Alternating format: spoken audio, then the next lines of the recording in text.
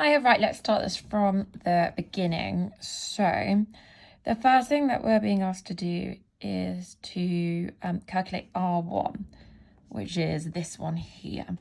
So to do this, I can just do V over I equals R, which in this case will be 5.4 divided by I, which is 0.4, which will be 13.5, I think. Right, yeah, 13.5. So that's the total resistance in the circuit. Then we need to think about the fact that actually that's going to be this one plus this one. So if we remember, R1 plus R2 in series gives us our total.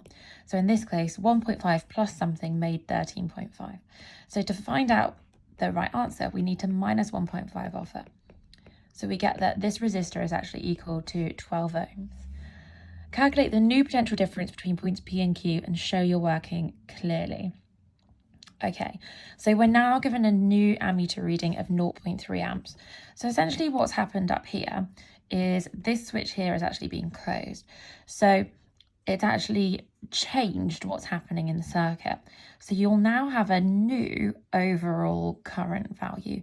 The reason for that being that we now count these resistors as having one overall parallel combination of resistance, which remember, we can work out by doing 1 over R total is 1 over R1 plus 1 over R2. At the moment, we're not really bothered about what it equals because that's not what's being asked in this question. What's being asked in this question is if we close that switch like so, what's the amount of potential difference between points P and points Q? Well, the ammeter is going to have the same amount of current passing through it as the resistor. So if the ammeter has 0.3 amps running through it, then so will R1. And we know that R1, we calculated, it has a value of 12 ohms. So we can just use V equals I times by R to work this one out. So in this case, it will be I, which is now 0.3, times by R, which is 12, which is going to be 3.6 volts. Explain why the new potential difference across the 1.5 ohm resistor at the top must now be 1.8 volts. So to do this, you can just say, because it's 5.4 minus 3.6 is 1.8. So it's basically getting what's left over. And you can say that they are in series. And so they have to share the voltage. So you're just showing that you know that things in series share their voltage. Calculate the current through the 1.5 ohm resistor. Okay. So the 1.5 ohm resistor, we now know has a voltage equal to 1.8 volts. So for this one, I can use V over R equals I, which in this case is going to be 1.8 divided by 1.5 equals I.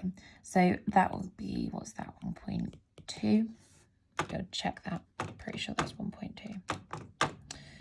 1.2 amps. Okay, so that resistor is going to get 1.2 amps of current. Now I'm being asked to calculate R2 and give my reasoning. So if we think about the way that the current is moving around the circuit, it starts off here and comes around like this. It goes through this resistor, and then here, all of a sudden, it has two paths that it can go along. We know that at this point here, there were 1.2 amps, and then here it got split. We know that 0.3 amps went this way, which means that the remaining 0.9 amps must have gone that way. So that's the first thing we know. The second thing we know is that these guys are in parallel with one another. And if we think about our rules for circuits, what that means is that if this one here has, 3.6? Yeah, has 3.6 volts, then so will this one here. So now all of a sudden I have a voltage value and I have a current as well. So I can now use V over I equals R. So in this case, I'm going to say that V equals 3.6 volts as in parallel. So I'm doing the bit that it asks me to here where it says give your reasoning. So I'm saying that it's in parallel with R1. And I'm going to say I equals 0.9 amps as 1.2 minus 0.3. Okay, so I'm then going to do 3.6 divided by, what is it, 0.9 to work out what the value of that particular resistor is. So that's going to be 4 ohms. All right, so that's the answer to that one. And then there's one more here. When the switch is closed, the current through the 1.5 ohm resistor increases. Explain in words why the current through the ammeter decreases. Okay, so essentially what you've got happening there is you've got less voltage all of a sudden being delivered to this kind of parallel combination. So if I get rid of what I've written here, and if we just have a think about what we've got here, what we've essentially got as soon as we close that switch is we've got a situation where we've got 2 potential dividers. We've got one here, and then we can treat these 2 as one kind of combined entity. And what is important to remember at this point is that the resistance of resistors that are in parallel will always be less than any individual resistor, which is a bit of a kind of weird and convoluted sentence. But basically what it means is if you put things in parallel, they will end up with an overall smaller resistance. And you can check this, it's always going to be the case.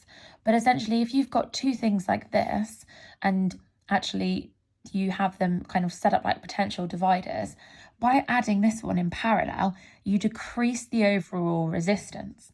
So if the overall resistance of the second thing is decreased, so if we have a more kind of simple circuit like this, so here's 1 and here's 2.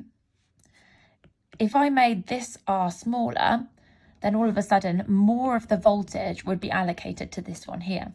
And that's exactly what's happening here, just for a different reason, because you're wiring it in parallel with something else. So the first thing that you'd say here to get your marks is when you add a second resistor in parallel,